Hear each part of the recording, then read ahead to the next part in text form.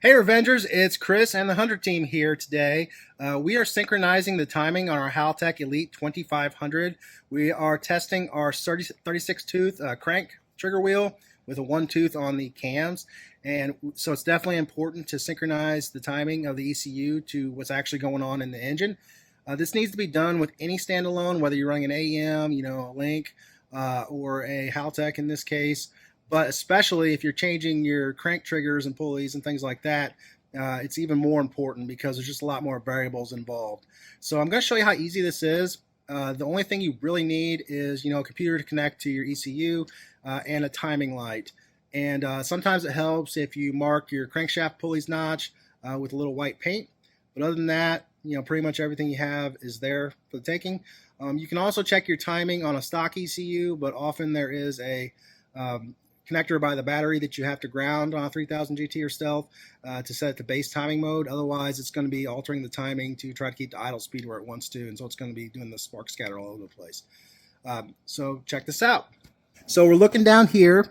We have a fluid damper crankshaft pulley, but on a stock pulley, it's going to be pretty similar. You can see the 3 large marks on the lower timing cover. The first one says T, and that is for 0 degrees, top dead center. You got your 10, which is before top dead center, and your 20, which is basically ignition advance, is what you're getting. And so what I've done is I have locked the Haltech here. If we go into, forgive me for a second, I've been switching between NSP and ESP, so it may take me a moment to remember where this is at. Okay, so after looking at NSP for a second, you go down to ignition tuning, and you're going to see lock mode. You turn that to always on, and you set your firing angle to what you want it to be. And so basically, you're going to set this to, whatever is convenient for you. I like setting it at 10 just because that's easy to see. And so first, I'm going to show you what this is like when it's wrong. So if we go back to our trigger system under engine configuration, if we set this to, let's say, 670, let's not go that far. It'll be kind of hard to see. And this is something you can do with the engine not running. And so I've actually disabled the fuel injectors right now because on a new build like this, the last thing you want to do is try starting the engine when the timing's way out. It's really hard on the bearings, and you've got poor oiling because you're cranking at low speed. And it's just going to make it, yeah, like I was saying before the compressor kicked on, it's just going to make it hard on the engine, hard to start, another variable you got to look out for. And you definitely don't want to be just beating on the engine when it's not even broke in yet. We've already primed this engine.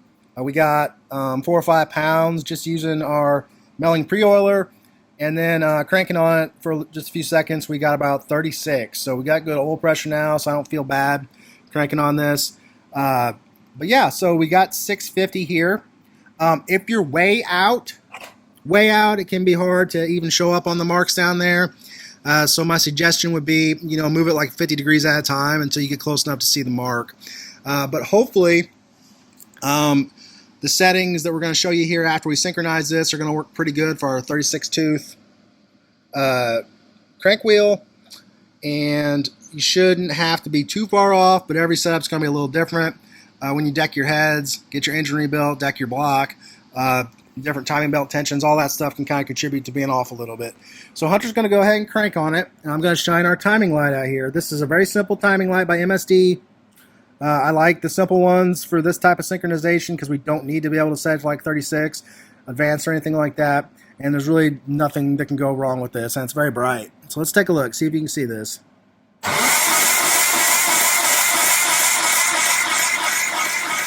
Okay, stop. Hopefully you could see that. It was actually just on T, so 0 degrees instead of 10. So what we're going to do is, I do know what number this should be, and I'm just going to go straight to it so this video doesn't get excessive. But basically, you alter your number, and in the case of my setup here, a lower number actually moves it to more advanced, and a higher number moves it to less. So let's take a look again.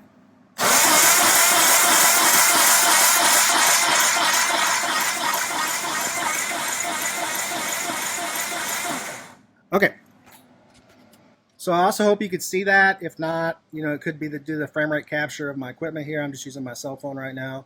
but that was 10. And so now we know we're good to go.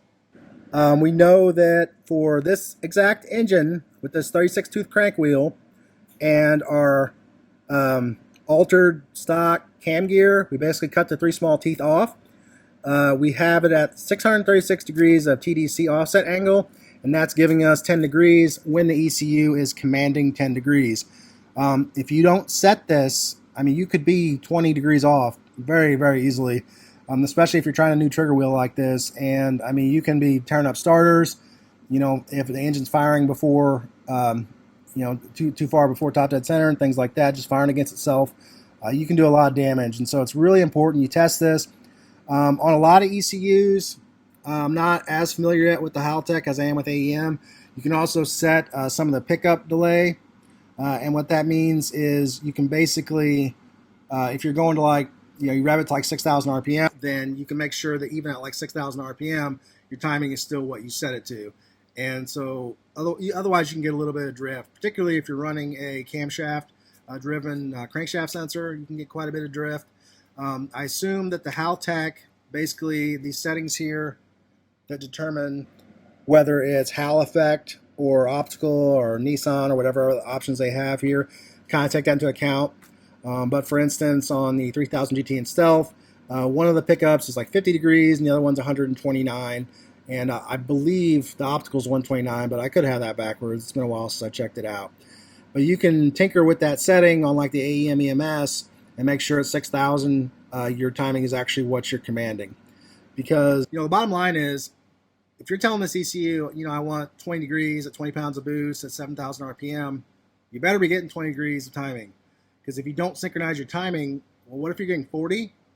You know, if you're not really sneaking up on it from a very low timing perspective, you can blow your engine on the first pull. You know, pre-ignition is real.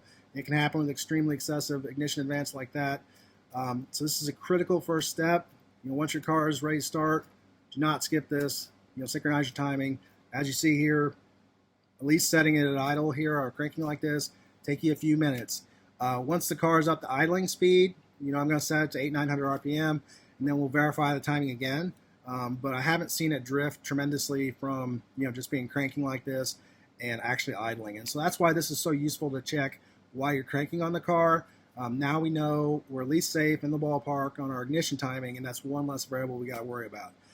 The other thing, you know, we found out from doing this exercise is we had the air gap on our crank trigger a little bit off, and we weren't getting spark.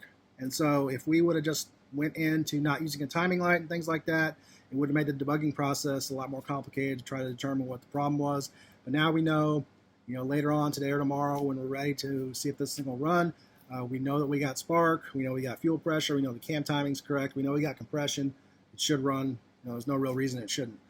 So I hope you found this educational. If you need any Haltech equipment, visit us at revengeperformance.com, and let's get some revenge on your ride.